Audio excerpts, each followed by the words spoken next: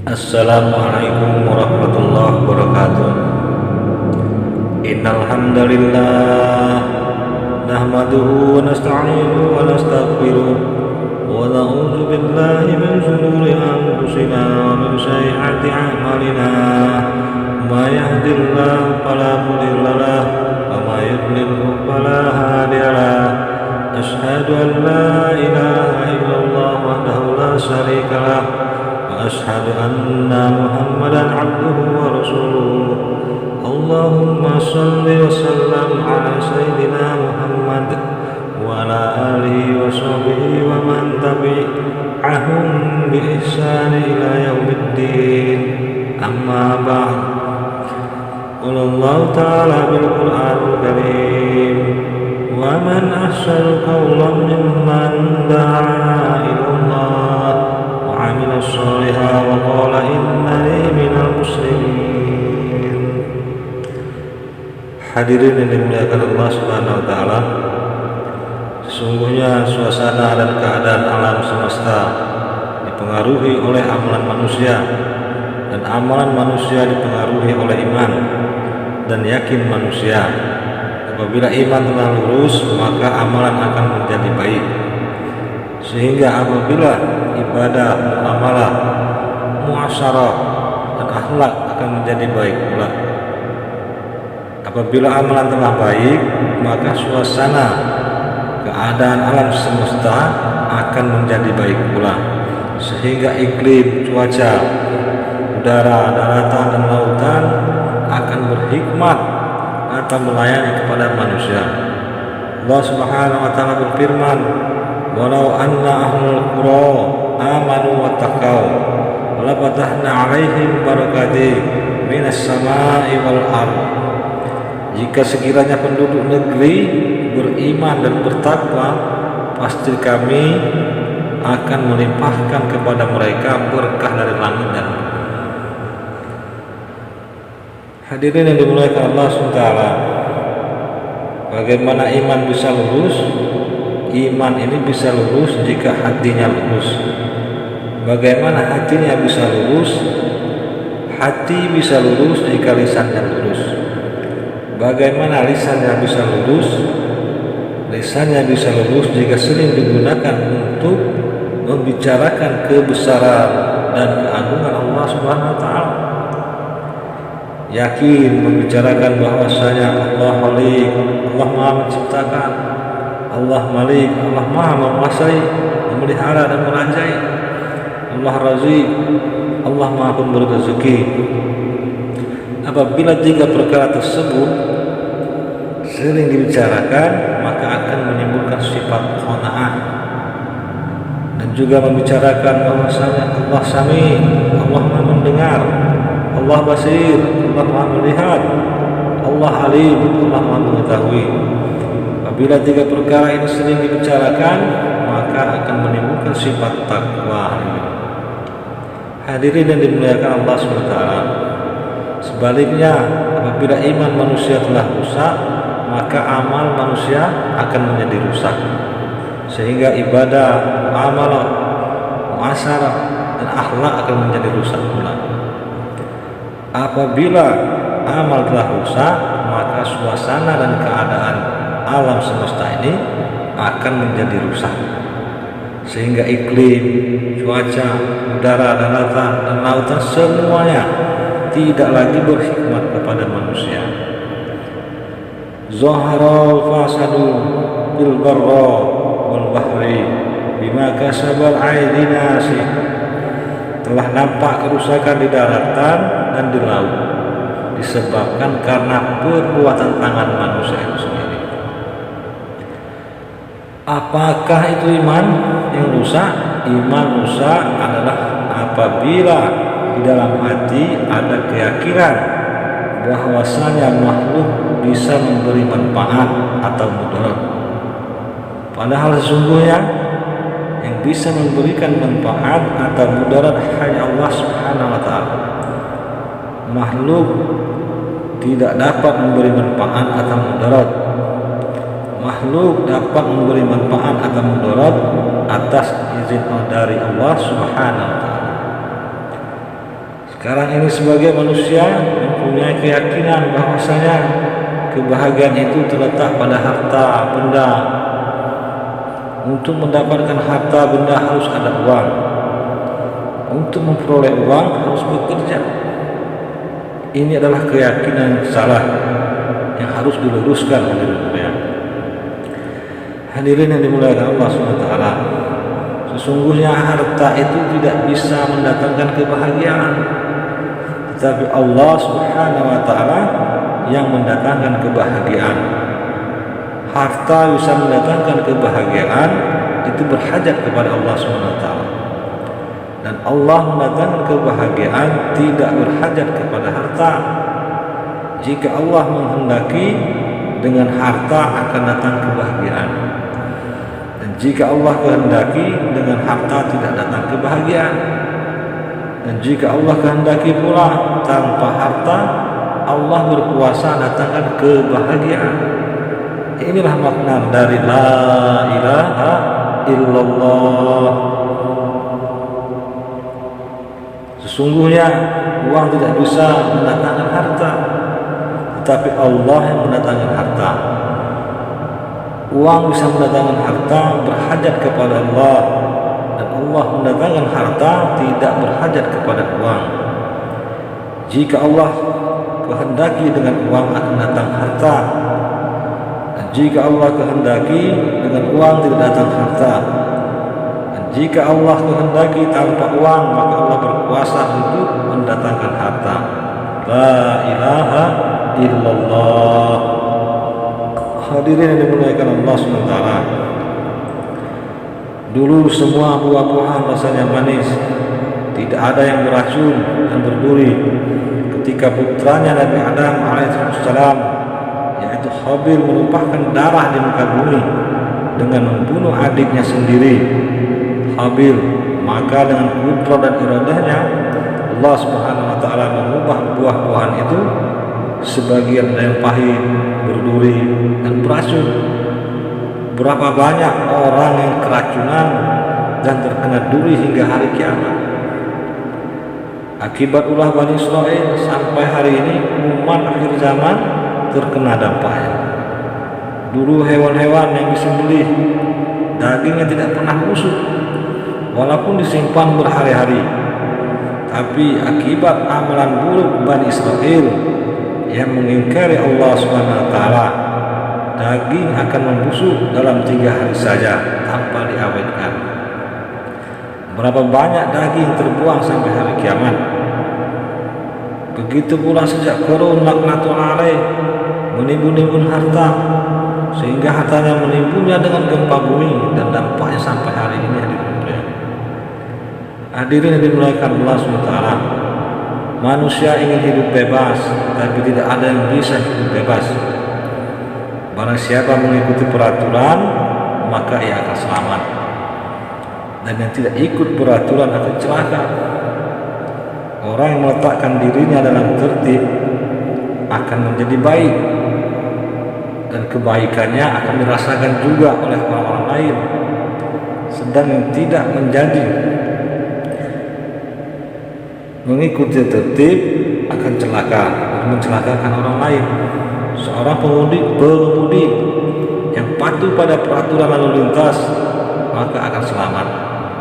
Namun apabila dia ugal-ugalan, maka ia akan menabrak benda-benda di depannya atau masuk jurang, sehingga mencelakakan dirinya dan orang lain.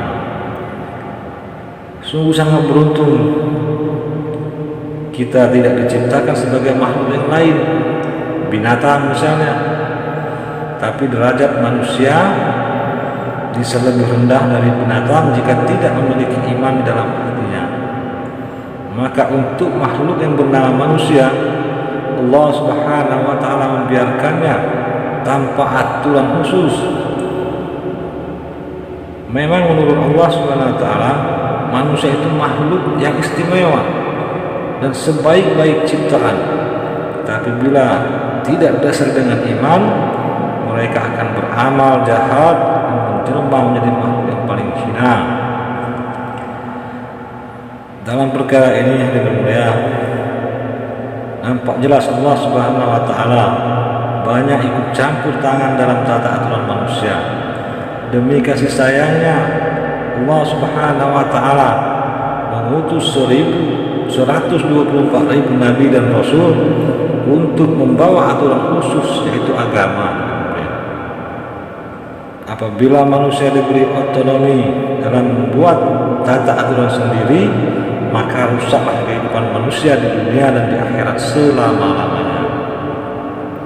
Hadirin yang dimuliakan Allah Subhanahu wa taala, ulama mengatakan bahwa hari ini agama, yaitu iman dan amal, telah terlepas dari kehidupan kita, dan umat manusia, orang-orang tidak merasa menyesal jika tidak mengamalkan agama, sementara hubungan dengan rumah sangat kuat, sehingga apabila rumah terbakar merasa sangat sedih. Hubungan dengan perkara sangat kuat sehingga tidak mau meninggalkan pekerjaan walaupun untuk sementara. Hubungan dengan anak istri sangat kuat sehingga apabila mereka sakit akan ikut bersedih dan berusaha mencari cara penyembuhannya. Namun jika agama yang sakit tidak merasa sedih, tenang-tenang saja ketika berkumpul dengan keluarga atau sedang berada di tempat kerja, tidak mengantuk. Namun ketika mendengar pembicaraan iman dan amal soleh, keadaannya seperti orang sakit dan gelisah, karena hubungan dengan agama sangat lemah. Sebagaimana hubungan pedagang dengan tokonya, setiap hari ia datang ke toko memikirkan kemajuan tokonya, malam hari pun ia memikirkan dagangannya. Begitu pula apabila hubungan dengan agama kuat, maka setiap hari yang dipikirkan adalah agama. Bagaimana agar agama bisa wujud dalam kehidupannya, keluarganya, lingkungannya, dan seluruh alam. Jika tidak membiasakan diri dengan amal-amal agama, maka akan lalai mengingat Allah Subhanahu wa taala. Di kantor, di pasar, di sawah, di ladang, lupa kepada Allah Subhanahu wa taala. Di masjid lalai kepada Allah. Bahkan ketika sholat pun lalai kepada Allah Subhanahu wa taala. Karena banyak waktu yang digunakan untuk mengurus harta benda, pekerjaan, keluarga, rumah dan sebagainya. Maka timbullah kecintaan kepada perkara tersebut yang menyebabkan lalai terhadap agama sebagai maksud hidupnya. Hal ini menyebabkan terjadinya banyak masalah dalam kehidupan manusia. Abdullah bin Umar radhiyallahu anhu berkata bahwa Rasulullah SAW bersabda, "Wahai kaum muhajirin, ada 5 hal yang apabila kalian melakukannya, maka bencana akan menimpa kalian.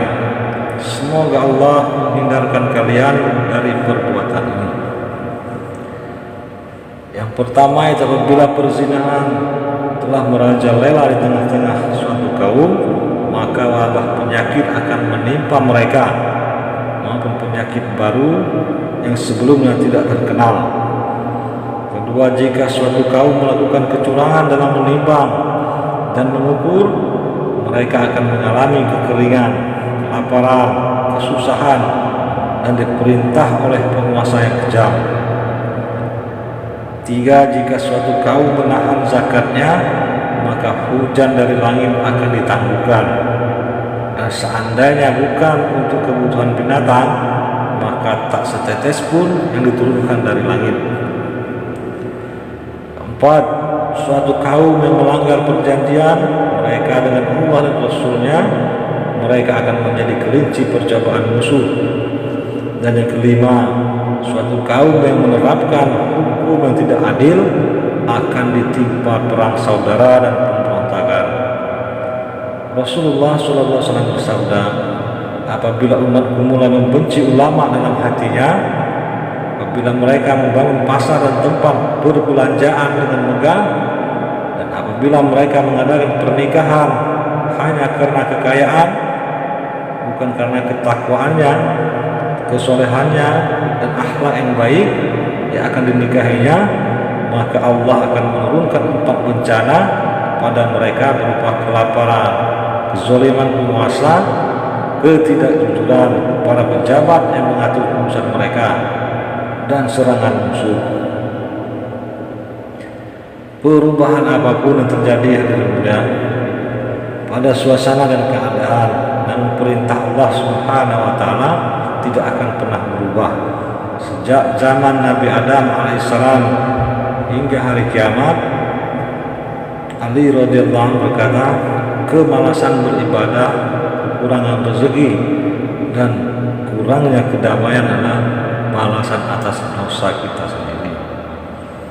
Hadirin yang dimuliakan Allah SWT, seseorang akan bersemangat mengamalkan agama jika dia betul-betul mengenal siapa yang memerintahkan untuk mengamalkan agama. Jika banyak orang mengamalkan agama, maka dengan sendirinya orang-orang akan belajar agama, pondok pesantren, dan mau memakmurkan masjid. Karena masjid merupakan rumahnya Allah, kemudian akan muncullah orang-orang hebat seperti para sahabat radhiyallahu anhum, yaitu menjadi petani, pedagang, pengusaha, dan pejabat yang taat kepada Allah SWT. Akan tetapi apabila agama tidak hidup, maka yang lahir adalah para penjahat, pecinta-pecinta dunia, dan ahli-ahli dunia. Orang soleh sangat kurang, 1000 berbanding 1. Petani, pedagang, pejabatnya tidak soleh, maka santri dan ustadznya tidak soleh. Agama tidak bisa hidup dengan larangan dan perintah manusia, seperti tanaman, pohon yang diperintahkan untuk tumbuh.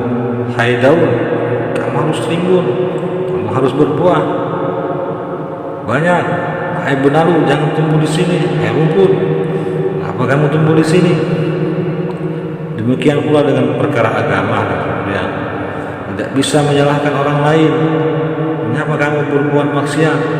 Apalagi hanya mencela, menghujat, menggunjing, atau mencari kambing hitam sehingga lingkungan dikambing hitamkan. Ini karena pengaruh lingkungan, dan lingkungan pun dibakar. Hadirin yang dimuliakan Allah SWT, Bilal radhiyallahu anhu adalah seorang hamba sahaya, diangkat menjadi gubernur setelah mendapat hidayah. Ikrimah radhiyallahu anhu, anak seorang kafir Quraisy, yaitu putra Abu Jahal, yang sangat membenci Rasulullah SAW. Ia menghindar dari hidayah. Ia mengatakan kepada kaumnya, saya tidak akan memeluk Islam sampai mati. Tapi ia dikejar hidayah di dunia. Ia meninggalkan kampung halamannya dengan menumpang sebuah kapal. Namun di atas kapal yang mendengar suara orang yang mengucapkan kalimat la ilaha illallah, padahal ia melarikan diri karena kalimat itu ada di dunia.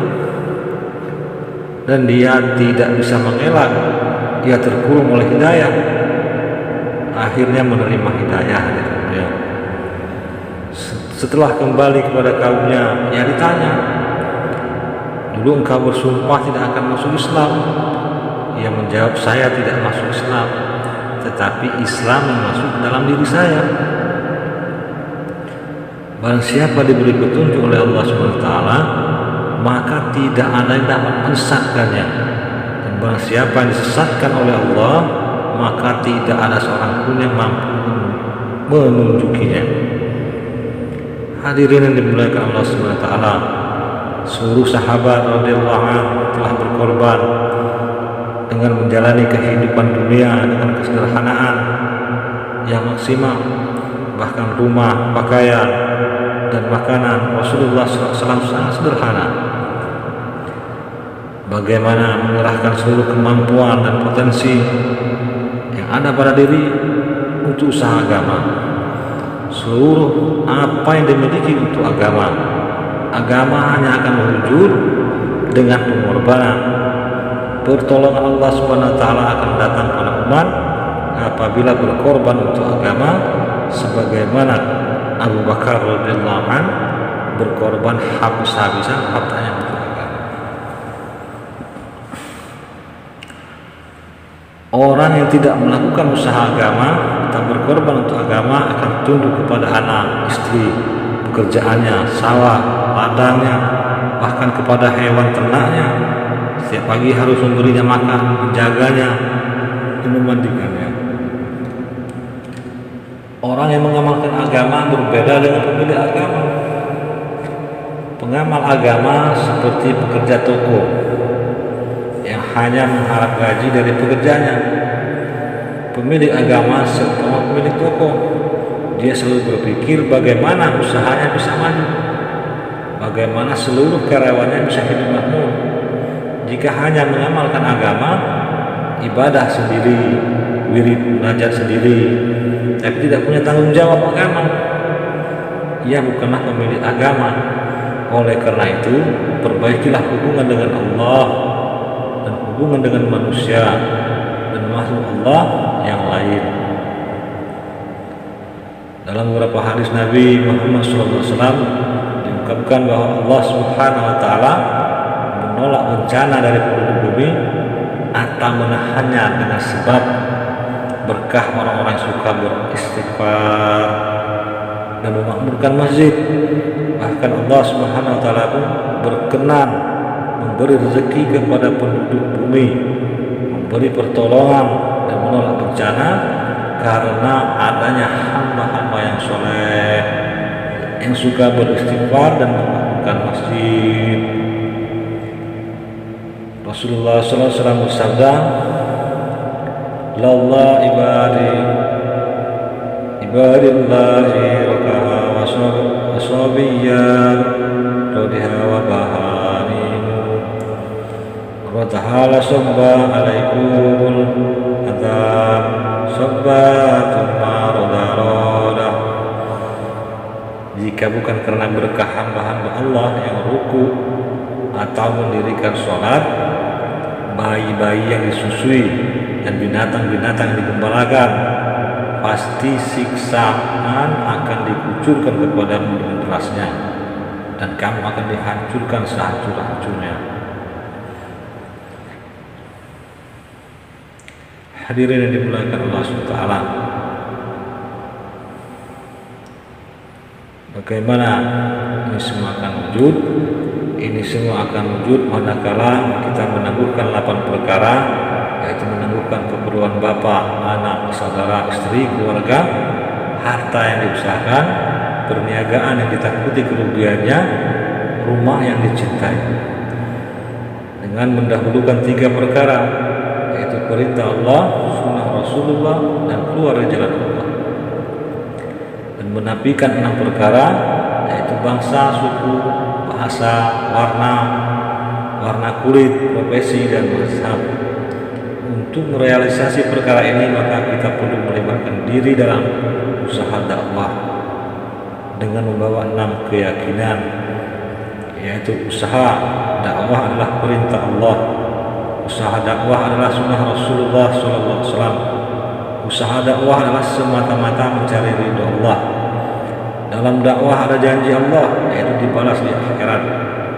Dalam dakwah ada jaminan Allah, yaitu diberkahi di dunia, diberikan di dunia. Dalam dakwah ada pertolongan Allah, yaitu datangnya sewaktu-waktu atau saat kita dibutuhkan. Hai umat Nabi, jadikan dakwah sebagai maksud hidup, hidup untuk dakwah, dakwah sampai mati, mati dalam dakwah. Ini namanya mendapat hidayah. Jangan jadikan sawah sebagai maksud hidup, hidup untuk sawah, sawah sampai mati, mati dalam sawah. Ini namanya musibah. Alhamdulillah, hadirin dimuliakan Allah Subhanahu wa Ta'ala. Beberapa pembicaraan ini menjadi asal hidayah bagi seluruh alam dan menguatkan hidayah pada diri kita sendiri. Maka kita akhiri majelis ini dengan doa subhanallah bihamdi, subhanallahumma wa bihamdika, asyhadu an la ilaha illa anta, astaghfiruka wa atubu ilaik. Assalamualaikum warahmatullahi wabarakatuh.